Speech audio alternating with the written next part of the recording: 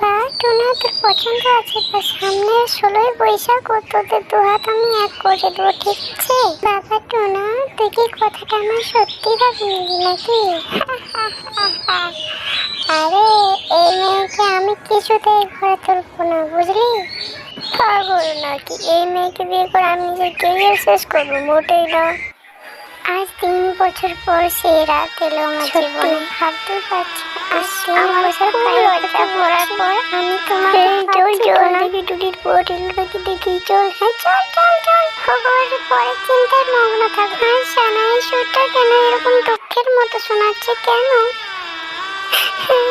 দিদি, কি হয়ে গেছে? তুই কেন কাঁদছিস? তুই কি হলো বল আমাকে। দিদি, তোর বিয়ে হবে না যে জন্য মেয়েকে বিয়ে করে না, হতে পারে না।